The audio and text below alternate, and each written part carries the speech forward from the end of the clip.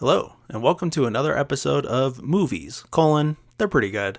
I'm your host, Travis Dudding, and welcome to 2024, New Year, same mediocre podcast, but hey, we're going to keep pushing anyway. So, something I wanted to do for the month of January, I wanted to do another themed month like I've been doing, but I had the idea of doing snow or winter movies that aren't necessarily holiday related. So, without further ado, let's get into our first one of the year. This is the Coen Brothers classic Fargo from 1996. Great movie. If you haven't seen it, I highly recommend it. But yeah, very winter heavy. Plot and everything like that, and takes place during winter, takes place in the snow. So that's why I wanted to cover it this month. Let's get right into it. So we open on a card that says that the story is a true story. But you know, I always love when things are marketed as a true story when they obviously aren't. Now, some of the stuff might have happened in this one. It says that the names and locations were changed and all that. And I probably should have looked that up, but I honestly didn't think about it since until now, like after writing down that note. But yeah, it says it's a true story. It says the names and locations were changed, but the story's told exactly how it happened in order to like honor the dead, that type of thing. So, and this one takes place in Minnesota in 1987. Real quick, if you're familiar with the movie but not familiar with the TV show, it is connected, and I'll talk a little bit about that like once we get to that point in the movie, like where there is a connection, but it's very loosely connected. And basically all these events happen in the Midwest, and Fargo is very loosely related. Like it's kind of just one central location that but everything else usually happens in another Midwest city or state even. But if you haven't seen the show, check it out, especially seasons 1 and 2. 3 was okay. And I haven't seen 4 and 5 yet, but that's another reason I wanted to do this movie, is because it gave me a reason to rewatch it, and then I could rewatch through the series and get more caught up on it and everything like that, because the new season looks really good. And so did the last one, but it was just a weird time in my life where I wasn't doing a lot of TV watching. But enough about that. Opening shot is a snowy road. The snow's blowing across, so it's very low visibility. But we see a car pulling a trailer with another car on the back, and just going down the road. This car pulls into the town of Fargo. And the last time we're gonna see that town of Fargo in the whole movie, but it pulls in, and this is where we meet our one of our main characters, because I'd say that there's 2 leads and 2 sides of a story basically going on here. Maybe 3 leads, but because there are like 3 plots going on. But so yeah, one of 3 main protagonists, Jerry Lundegaard, played by William H. Macy, who is just amazing at doing this like exacerbated pushover type character, and really bringing out the big guns with this one. And I'd say another one that is kind of like that is his character in Boogie Nights and his character in Magnolia. So 2 Paul Thomas Anderson classics right there. So he's having a meeting with Carl and Gare. Carl played by Steve Buscemi, and Gare played by Peter Stormare. And you could tell right off the bat that these guys are criminals. They're talking about so he's basically bringing them this car, and which is part of a deal. And there's also this going to be this $40,000 ransom. Well, I think the ransom is $80,000. And then the criminals keep 40,000 and he keeps 40,000. And we understand that, that he has a wealthy father-in-law, and that the plan is to kidnap his wife and, stage a kidnapping, stage a ransom. Criminals keep the half of the money, and Jerry keeps the other half of the money. And the plan is like the wife doesn't get hurt or anything like that. They just kidnap her. Each of them get their money, and then they move on. And they're like, okay, like, why don't you ask the father-in-law for money? And then he's like, no, like, I can't do that because he doesn't like me, pretty much. And I mean, they're right off the bat just poking. Oh my God, I can't talk today. They're poking all these holes in his logic of his plan and everything like that. And just pointing out, like, okay, like, there's all these things that can go wrong. Why don't you just do that? Why don't you, like, all these different obvious things. And he says, like, well, like, I'm into some trouble, and he'd rather not have either of them know, like, what it is. And I don't think we ever really hear what the trouble is that he's in, if it's like a gambling debt, like a loan shark thing, or what. But he owes somebody money, and this is he's basically fallen to this position, hit rock bottom, and this is his only way out in his head. So we see Jerry come back to the house. He's got groceries. Goes into the... does he have groceries? I don't know. I could be getting... Either way, he comes home. His wife's in the kitchen cooking. His wife, his name is Jean. And then we learn that his father-in-law is there also. And he's there for dinner. He's just on the couch with a glass of probably whiskey and watching the hockey game on TV. So during the scene at the dinner table, while they're having dinner as a family, it's Jerry, his wife, his son, and his father-in-law, Wade. And he has this business proposition for Wade, saying like, oh, like, I have this idea, like, let's buy a parking lot, and like, basically I just need you to invest and upfront the money. And, you know, it's going to be a good investment. It's going to be very lucrative. And Wade's very like, no, I don't know. That doesn't really sound like it's a good idea, but still talk to, I think it's Stan, another accountant guy at the firm. Cause they work for Wade owns a car dealership, and Jerry is the chief sales officer or something like that. So Wade's just kind of blowing him off about this, but not outright saying no.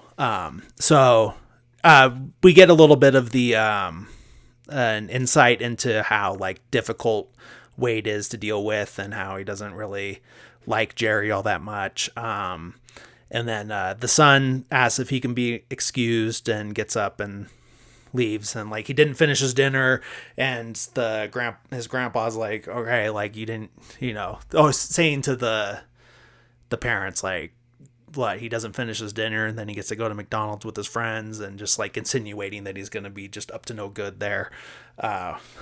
Whatever, he's just like a difficult old man. But the mom's like, he's fine, he's just young, he's just a kid, you know, they're just going to hang out, whatever. So then we get cut to Gare and Carl. They're arguing over like where they're gonna eat dinner. They're just driving, so obviously they're on their way from Fargo to wherever Jerry is to kidnap the wife. And they're just having this like argument about where they're gonna eat, because Gare just wants to eat at House of Pancakes, or Pancake House is how he says it, but he has an accent that isn't but they don't really talk about like where he's from or anything like that, but you could tell that he's not full American, or not born in America. Not that it matters, but it's just one of those character traits that they just give without a explanation, which I think is always a little more effective. You don't need a backstory for everything about everyone, you know. You don't need to find out why Solo or Han Solo is named Solo. You know, it's not necessary. But so we got Gare, he wants pancakes, and he's like, what? Like, we just had pancakes for breakfast. Carl says this, and it's like, we just need to go somewhere with steak and beer and a shot. You know, that's what I want. And then it cuts back to Jerry. We see him at work. He is trying to sell a car to this couple, and he's arguing with them and saying, like, the guy's like calling him a liar, saying, like, you said that the car was ready to go at this price, and now I get down here and you're trying to push this true coat on and everything, like this sealant on the paint and everything like that. And he's like, no, like, it just comes like that from the factory. But let me go talk to my boss. And he like pretends like to go, which I'm sure this is a major salesman trick anyway. Like, you know that you can, he's basically trying to trap him into a certain price that's above what, he initially advertised, but below like what he's trying to make it seem like he's giving him a deal, and where he's really not. He's still like, the guy's still paying more money, and he's not falling for it, but he does, like, he knows that he's getting screwed over, but he still ends up buying the car anyway. So then we cut back to Carl and Gare. They're pulling into Brainerd. They make sure to show you the sign, welcome to Brainerd, a home of Paul Bunyan and Babe the Blue Ox. Giant Paul Bunyan statue. And they pull into the Blue Ox Motel. They get a couple of sex workers. That's one of the things that they talked about. I guess that was the compromise for not getting pancakes, is that they get prostitutes to have sex with. And they're like just one in each bed with a different girl. Whatever. A little awkward, but hey, if that's your thing, that's your thing. And it seems like it's like a nothing scene. It's just showing you, like, this is what they're doing right now. And then it cuts to them, like, just watching TV with them, you know. And then it doesn't seem like it's important, but it'll come back later. Then we get Jerry. He's at home. He gets a call from Wade, his father-in-law. And he's saying, like, hey, like, I'm talking to Stan. This deal sounds like it might be a good thing. So why don't you come in and we'll talk about it, you know, me, you, and Stan. And he's like, oh, like, okay, like, I might get the, I think he says out loud, he's like, oh, like, I would need the money up front and all this stuff. So, he's like, okay, like, I might not need, this kidnapping thing to happen. So he tries to have it called off. He calls his middleman, which is Shep Proudfoot, and we'll actually see him later.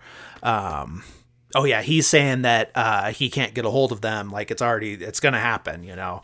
I can't, like, call it off at this point. Cut back to Carl and Gare. They're driving into Minneapolis. We can see, like, all the big buildings and everything. And he's just trying to, like, get a conversation out of Gare, and he doesn't, like, say anything, like, at all. And he's just like, you know, we're driving like 4 hours. I'm doing all the driving. Like, all I want to do is just, like, talk, you know, like, can't you just say, like, anything? Like, but, you know, he's just, like, one of those strong silent types. So he's just not really one for conversation. And you could also tell that he's, like, very annoyed with Carl, and which is another character. That's a type of character that Steve Buscemi's really good at, is just playing, like, a weird, annoying guy. Cut to Jerry. He's back at his office. He gets a call from the bank saying, like, hey, so you sent us the paperwork over for these cars that you put up as, like, a collateral for us to loan you $300,000 basically. And, but on the paperwork, the serial numbers are hard to read. Like, so I need you to, just give me those serial numbers. Obviously, Jerry fudge these numbers and these cars probably don't exist, because he's trying very hard to like beat around the bush and saying like, okay, like I'll fax you over another copy, or, you know, all this stuff. And he's like, no, like this one was a fax, like, and we can't read it. So I need you to just tell them to me. And he's like, well, I don't have that information on me right now. So I'll have my assistant or secretary, whoever, send you a copy, like an actual hard copy. And the banker's like hesitant, but he's like, okay, that'll do. So yeah, it's just like another scene that is showing like how in over his head Jerry is, and like it's more than one thing that he's got, like that he's screwed up on his own and he's trying to like wiggle his way out of. So he's like got this kidnap thing, got whatever deal that he has that he owes money for, and now this like fraudulent loan and everything like that. So just like just a guy that's like just always trying to get out of trouble and just digs himself even deeper hole. So now we cut to Jean. She's at the house watching TV and knitting, I think. And as she's watching TV, she looks out the sliding glass door, and here come the two kidnappers with they got the ski masks on and everything. And it's funny because she's just like watching them, like all scared, like what's going on, and which I don't know why, like she should have called the cops like as soon as she saw them, but you know, but she's just like watching them, and they're like just peeking in the house, but they don't see her, and they're just like trying to figure out how to get in. And then it's not until one of them breaks the window or breaks the sliding glass door that she like screams and tries to run. Gare grabs her, but then she like bites his hand, and then she runs upstairs, grabs the phone and is trying to call the police. One of them, like, because we don't see who it is, but we see the because it's a wired landline phone because it's 1987. So someone pulls the phone cord through the bathroom door and yanks it out of her hand before she can dial anything. She's in the bathroom. We see her open the window, like she's gonna jump out the window. But then it cuts to them like breaking the door open. They get in there. They see that the door's open, or that the window's open, and like Carl's like, oh, she must have got outside. Let me go get her. And Gare's just like worried about the bite on his hand. He's just looking for some like ointment or something in the medicine cabinet. And while he's about to put the ointment on, he notices the shower curtain. He's like, oh, I bet she's in there. But before he can pull it open and see that she's in there, she like tries, I don't know if she's trying to tackle him like with the shower curtain and rush him, or just like panics and tries to run. But she has the shower curtain on her because that, like, she pulls that off and it's covering her face. So she ends up falling down the stairs because she can't see, and knocks herself out. So he made their job easy. So then we see Jerry's meeting with Wade and Stan, and they're like, oh yeah, like it looks like a really good deal. It looks like it's gonna make like a lot of money, and all the numbers are right. So what's your finder's fee? And Jerry's like, what do you mean, like finder's fee? Like, no, like this is my deal. I just want you guys to invest in it. And they're like, well, why would we do that? Like, why would we just give you all this money? And like, he's like, well, like I'd pay you back the principal plus interest. And they're like, no, like that's a terrible business idea for us. Like, we'll just give you the finder's fee. Like, what's your fee? And Jerry's like, no, like finder's fee is only like 10%. Like, I need more than that, basically. And then it ends with, or the meeting ends with Jerry like turning them down on the finder's fee and walking away with nothing, because they're like, all right, well, we're still gonna invest in this idea, but if you don't want the finder's fee, then I don't know what to tell you. I think I get the principle behind Jerry being like offended by this. Like I get it, but on their end, like yeah, it just makes more sense. And I think it is because, well, just look at how in over his head he is in multiple aspects of his life. He's not the most reliable person. So it's definitely a better business decision on the Wade and Stan's part than it is for Jerry. One of the coolest shots, though, is like after after Jerry leaves, all defeated, it's just this overhead shot of him walking into the snow-covered parking lot, and his is the only car in the parking lot. And it's just like a real cool shot that I always really liked.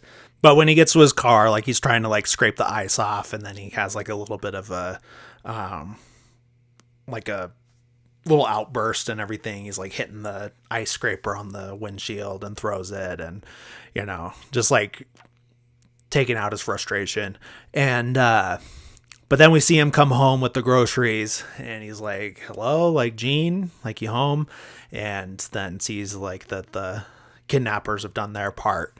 And then we just overhear him like, Wade, it's Jerry, like, oh my God, like, Gene, like, I don't know what happened, you know. But then he says it like a couple of different times in a couple of different ways, and then the camera pans over, then we see that he's rehearsing how he's going to call Wade and tell him that Gene is kidnapped. So, and he's just trying to like get it right and everything. But I think the funniest part is like we keep hearing him with all these like exasperated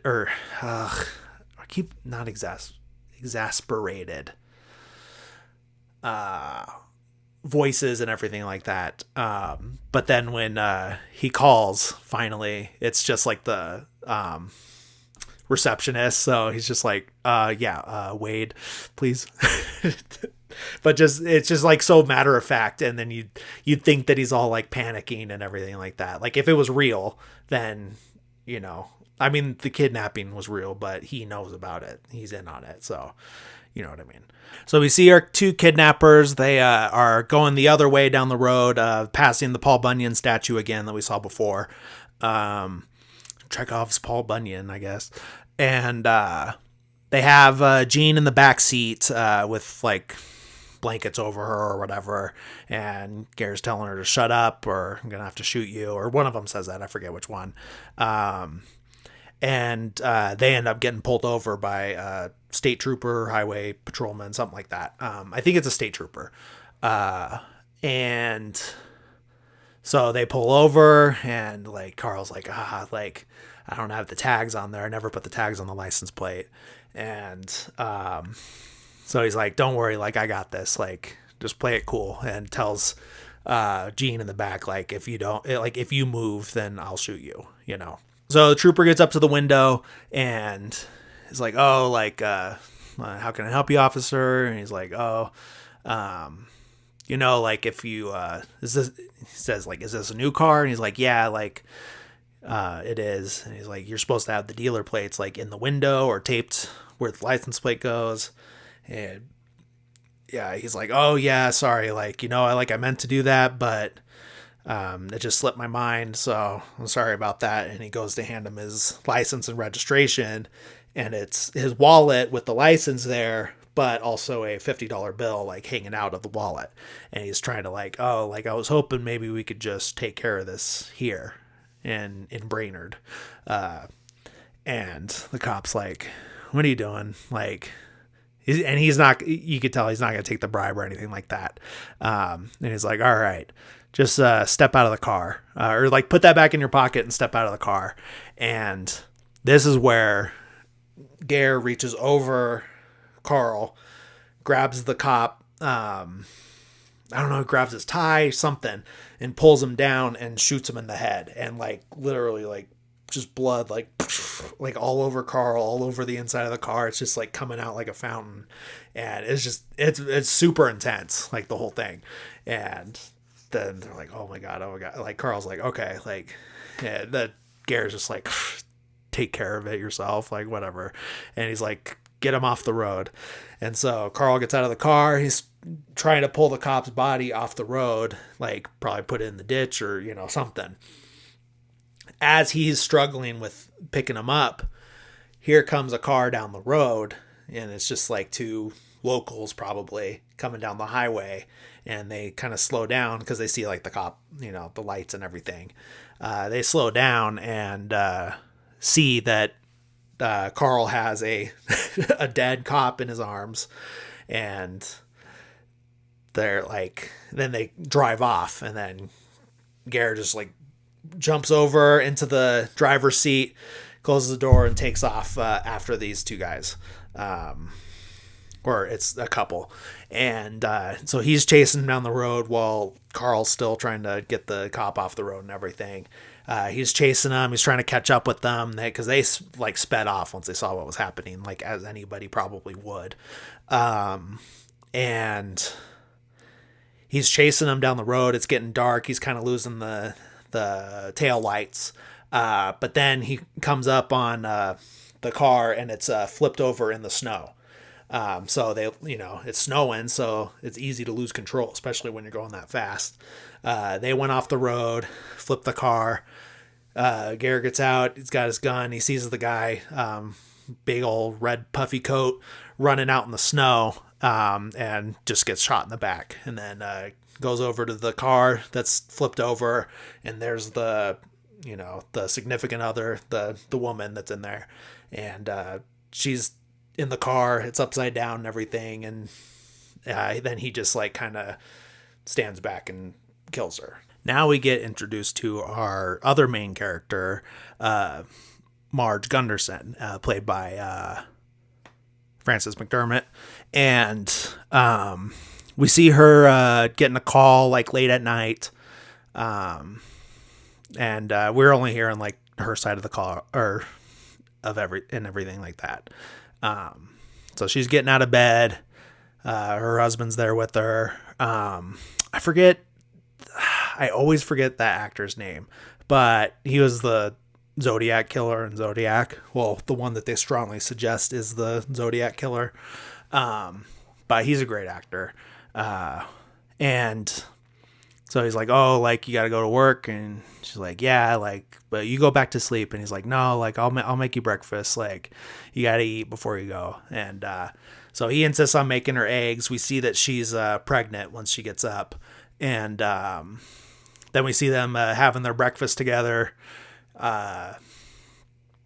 She gets up to leave, you know, says goodbye and everything, goes out to the car, and then comes right back in and says that the cop car needs a jump. So now then we see her at the crime scene, and out in Brainerd on the side of the road. There's another cop there waiting for her with coffee, hot chocolate, something hot. So just like, okay, triple homicide. We got these two here, and then the trooper back up the road. And like right away, like puts it together, like, all right, like just the way that they're shot and that the fact that there's a dead cop. And she's like, I bet that, they, you know, traffic stop gone wrong. These two drive by and they get, chased and taken care of after that, and sees that the, footprints are rather large there. But then when they go back to where the state trooper was killed, notices that the footprints are different and smaller. And so like she's right off the bat, like figuring everything out like pretty quick. And they're like, oh, like what were the, like, did you get the trooper's notebook? Like what's the license plate? And they have the car type, and then he says that the license plate just says DLR. And he's like, oh, like I bet like he got shot before he could finish writing the number. And she's like, I don't know, like I'm gonna have to call you on that police work, I bet, because what I think happened is that it's dealer plates, DLR. And he's like, oh, okay. So then we see Jerry, Wade, and Stan at a diner, and they're trying to figure out how they're going to handle this hostage situation. And Wade wants to get the cops involved. And Jerry's like, no, they said no cops. Like, if something goes wrong, like, they're going to kill her. Like, so, like, we need to play this their way. And Stan's like, you know what? I'm going to have to agree with Jerry on this. Like, they're holding all the cards. And,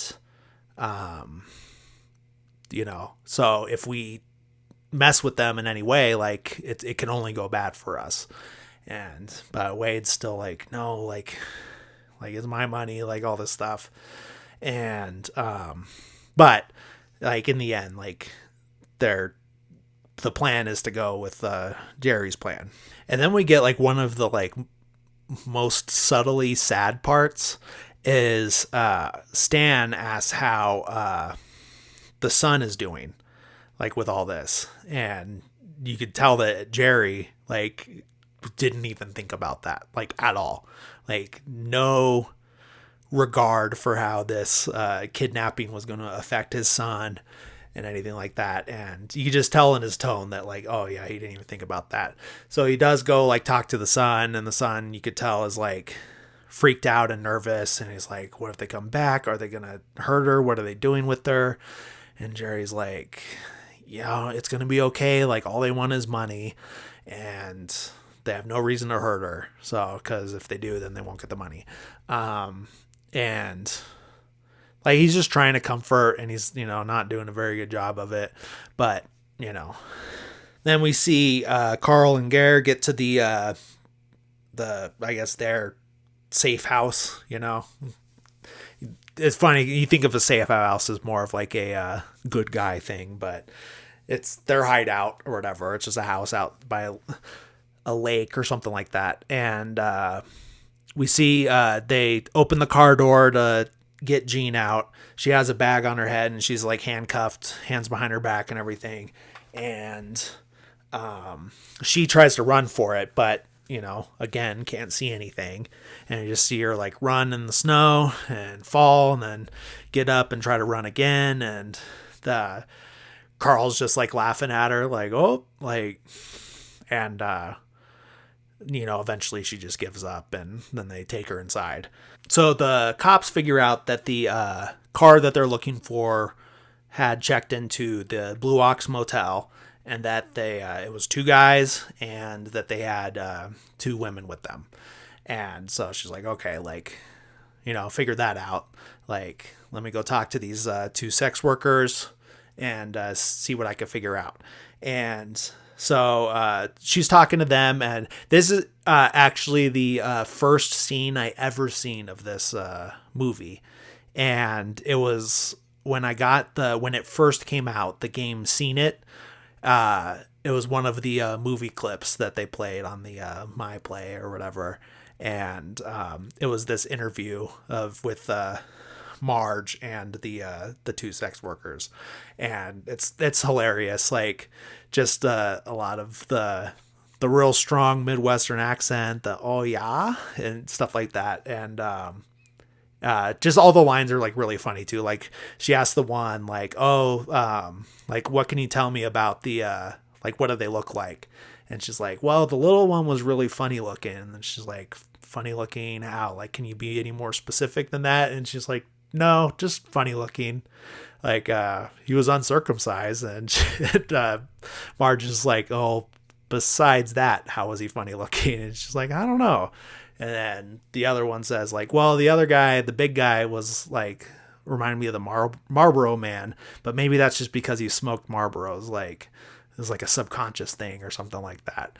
And she's like not really getting anywhere with them. But then one of them does remember that they said that they were going to the Twin Cities, which is in Minneapolis.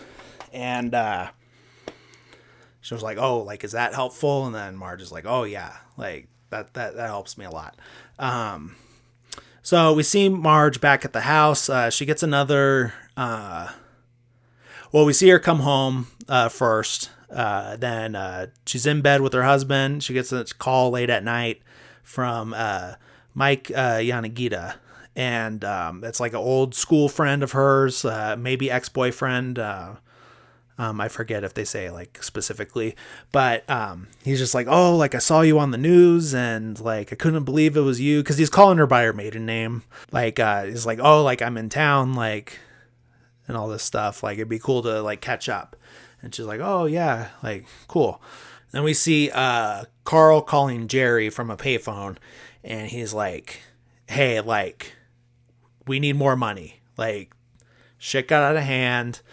There's 3 people dead, and like this isn't what we signed up for, so you're gonna have to pay us more money. And Jerry's like freaking out about this. He's like, what are you talking about? Like like what who's dead? Like this isn't part of the plan. And like first he makes sure that Jean's not the one that's dead, and then he's like, no, like Jean's fine, but like give me more money or she won't be. And Carl's basically saying like, hey, I'm gonna take the full 80,000 now. You know, there's no splitting it now. Like now we get all the money. Right after he gets off the phone with Carl, phone rings again, and it's the bank. And this time they're a little more like, okay, like still didn't get those serial numbers and we need that. And if we don't get that, then we're going to have to report this to the IRS and all this stuff. And also get the money, take the whole 300,000 back. And so he's like, no, like I'm going to send it. Like it's in the mail. It's on its way. And he's just like get more frustrated, and more things are going wrong for him and everything like that. See, Marge gets the phone records from the Blue Ox Motel lobby phone. I think this is while she's at dinner with her husband, Norm, and they're at like a buffet. Other cop comes up to her, says like, hey, like we got the phone records, and like they made 2 calls, one to Minneapolis and one to a private residence of Shep Proudfoot. And they're like, oh, okay, like we'll check both of them out. We see another argument of Wade trying to take control of the situation, and he's saying like, hey, it's my money, I'm gonna do the drop. And Jerry's like, no, like you can't, like they said it has to be just me, and like it's too risky, like you're gonna but for some reasons, like, and that does make sense, like, but for some reason I think because money is involved, then Stan's like siding with Wade this time. So I don't know what like changed his mind about that, but you know, I get it from Wade's side to an extent, but I think if you know, if your daughter if her life is in danger, like why would you like try to mess with that? You know, I don't know. We see Carl pull into an airport parking garage. He goes up to the top floor, finds or maybe it's not a garage. It could just be a parking lot. Either way, he's in a parking lot, finds a car, steals the plates off the back, and puts them on his car, obviously, and then goes to leave the parking lot. And he's like, hey, like I decided not to park here. And the parking attendant's like, okay, but it's like, what do you mean? Like you didn't decide to park here? Like it's an airport. Like, and he's like, oh, I decided not to take the trip. And he's like, okay, well, it's still like a $4 flat fee. And Carl's just like arguing with them, and he's like, but I'm not parking here. Like I was in here for like 5 minutes and I just want to leave now. Yeah, the guy's like, well, it's still like a $4 fee. And that Carl just like berates him, but then like throws him $4 and leaves. So now that Jerry is panicking that Wade is going to be the one to take the money, and he can't talk him out of it. So he goes to talk to Shep in order to get word to Carl, like, hey, like I can't stop this from happening. It's going to be him. Like, but our deal still stands. Okay. Another bit of information that's interesting is like we hear the conversation that Wade is having with Jerry and Stan, and he's saying like, oh, like let's just offer $500,000. And they're like, no, that's too low. Like we shouldn't like lowball them. So this is where we find out that Jerry has told Wade that it's more money than, you know, what we heard before. Because before we heard 80,000, and now it's obviously a lot more. So I think it's Jerry trying to have security for this bank thing if that goes wrong. and he has to pay that money back. So, and that's probably the other reason that he needs to get in contact with Carl. Like, hey, it's going to be more money. We're going to split that instead, or whatever, because if Wade shows up with $1 million and in cash, and it's just Carl there, then Carl's just going to take the rest of the money, which down the line is what happens.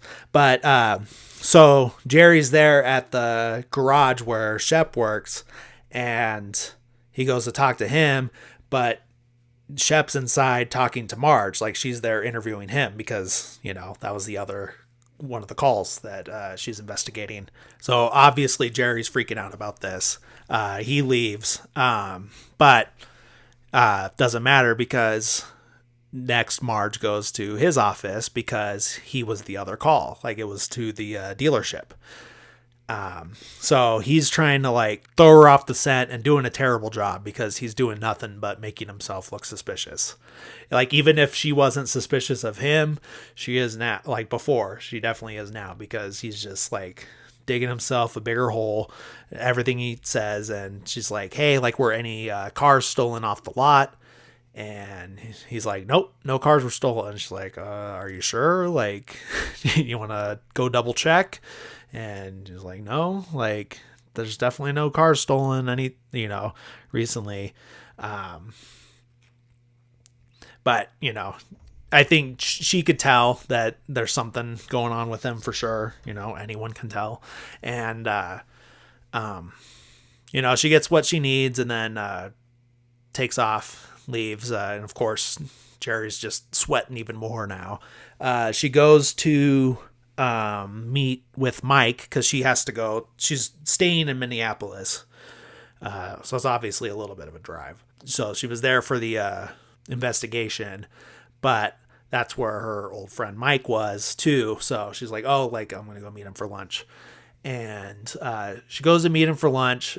He's like very, I'd say like touchy-feely a little bit. And just like very happy to see her and everything. Tries to go sit on the same side of the booth as her, and she's like, nope, like, I'd prefer if you go sit on the other side. And then he gets all embarrassed, and she's like, no, like, I just don't want to like hurt my neck like looking at you. I want to look straight ahead. But you could tell that, like, from the conversation, that he's very lonely. He says outright that he's very lonely, and that that he has kids, but his wife died of cancer and all this stuff, and he's just having a really hard time.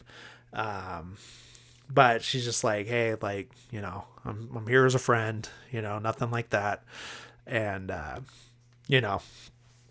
after the lunch is over, we get a scene with Carl, and he's just out to dinner by himself. Well, apart from Gare, because he's back at the house watching Gene, but he's out with this with another sex worker. They're out at a nightclub with like a live performance. It's Jose Feliciano, most widely known, like, if you're not listening to Spanish music, everyone knows Feliz Navidad. So that's who they're watching. And you can tell the date's not really into it, but they're out anyway. Cut back to them having sex in the hotel room, and door busts open. It's Shep. He grabs the girl, throws her off, and or maybe Carl pushes her. I forget. Either way, she's off, and he's beating the shit out of Carl, like, I'm not going back to prison because of you. Like, what the fuck did you do? And all this stuff. And he's like, yeah, just like beats the crap out of him. Then leaves, like, better not be talking to cops about me or any of this stuff. Like, leave me out of it. Like, all right. So then Carl calls Jerry, and he's like pissed off, and he's like, hey, like, we're getting this over with. 30 minutes, Dayton Radisson parking garage, top floor. And like doesn't even give Jerry a chance to say anything. So Jerry can't warn him, like, hey, it's not going to be me, it's going to be Wade. But then phone's hung up. Wade goes there. We see him that he has a gun, and he has it like in his jacket while he's pulling into the garage. Gets up to the top, gets out of the car, and Carl's like, who the fuck are you? Like, what are you doing here? Like, where's Jerry? And he's like, where's my daughter? And he's like, no Gene, no money. And Carl's just like had it at this point, pulls his gun out and shoots Wade in the chest. And so he goes over there, he's like yelling at Wade more, like as he's like laying there dying in the snow.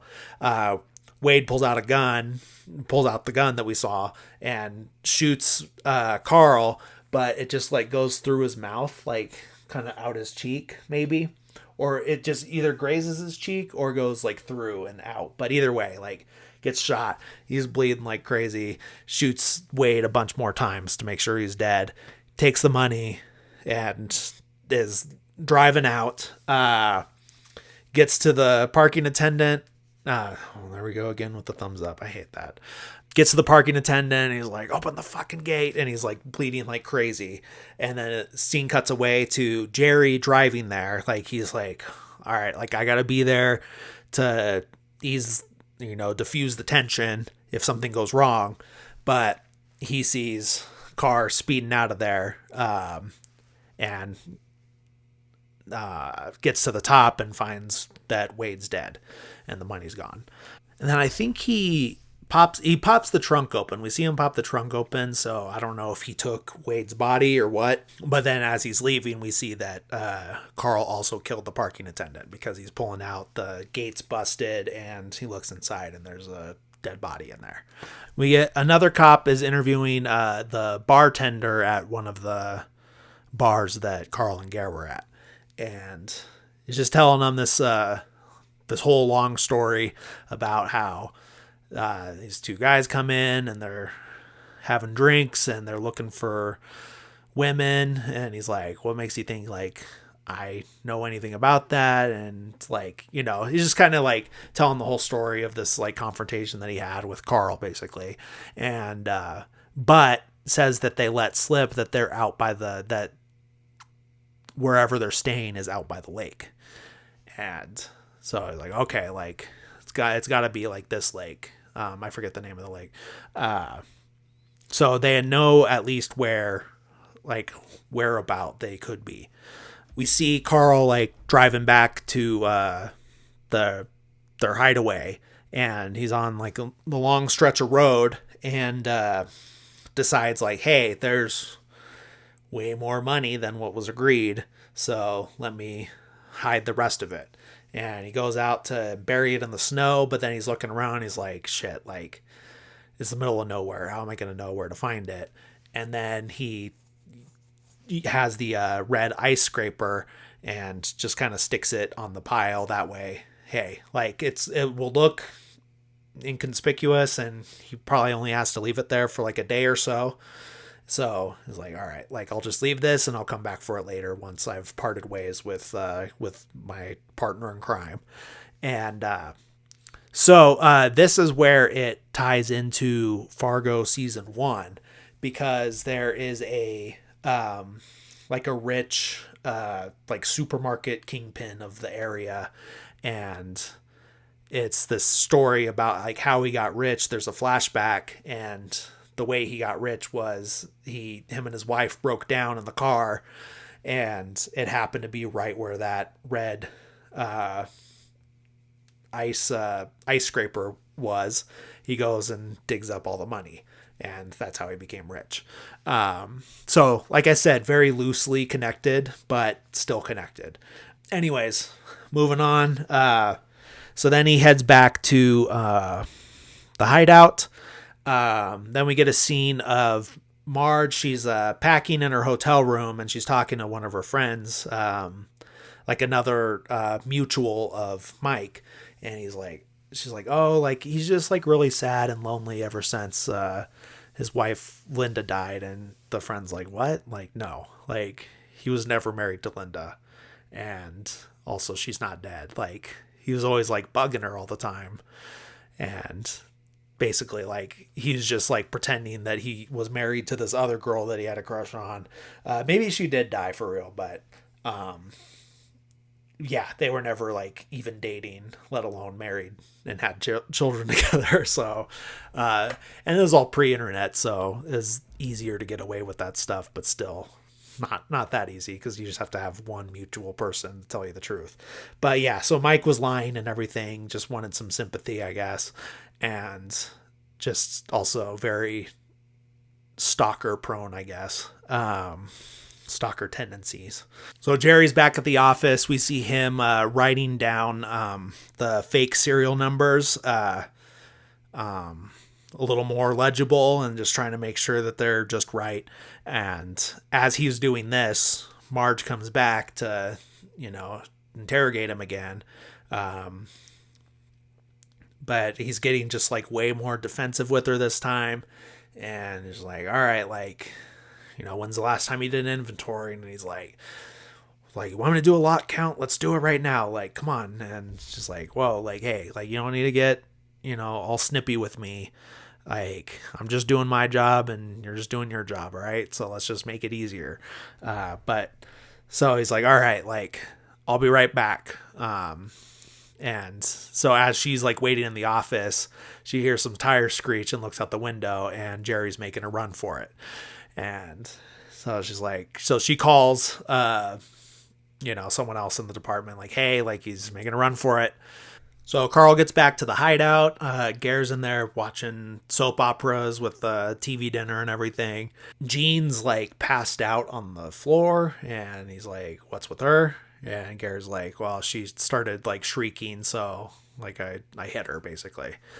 So we don't know if she's dead or just passed out. Like, who knows? But Carl's like, all right, like, here's the money, and gives Gare his cut. Like, here's $40,000. And he's like, oh, what about the car? And he's like, how are you gonna split a car? Like, get a fucking chainsaw. And Gare's like, one of us pays for half. And it's like, oh my god, like, you're making this more. He's like, I got shot, like, I paid my price, like, who cares about the car? And so he's like, all right, like, I'm not paying for that, I'm taking the car.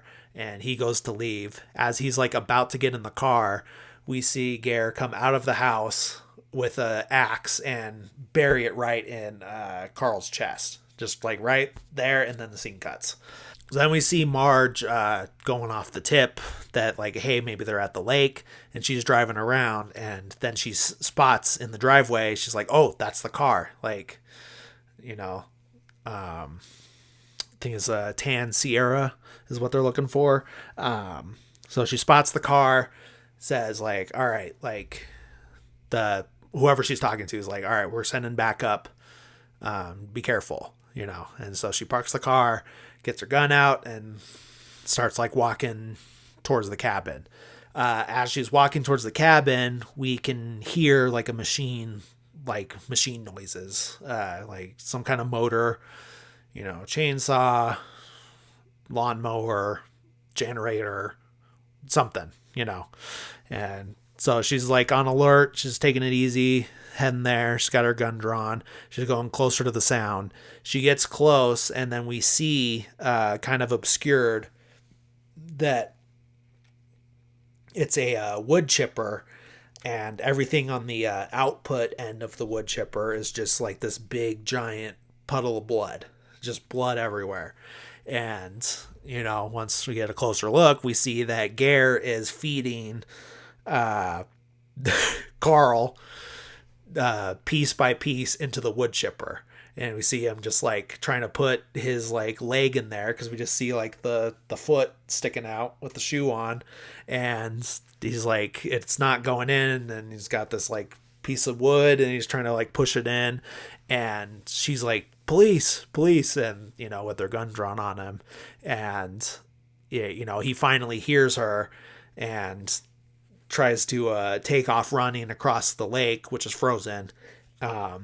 But she gets him in the leg, and he's down, and arrests him and everything. And we see him in the back of the car, and she's saying like, man, like all of this just for a little bit of money. Like I'm assuming that was Gene Lundegaard on the floor in there.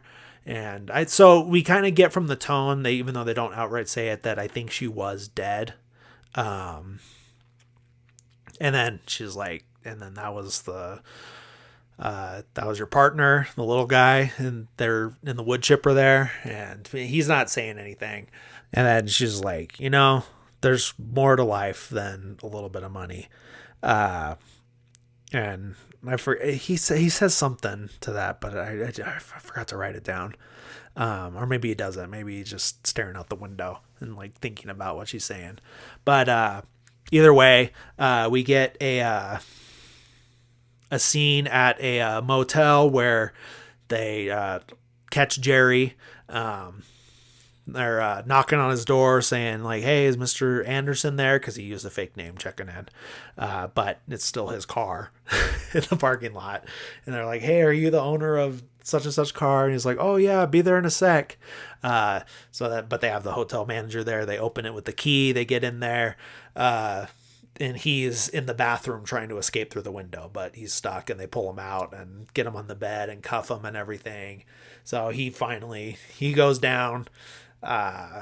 Then we get the final scene is Marge getting into bed with her husband for the night, and they just have like this nice normal conversation about his stamp collecting and everything like that.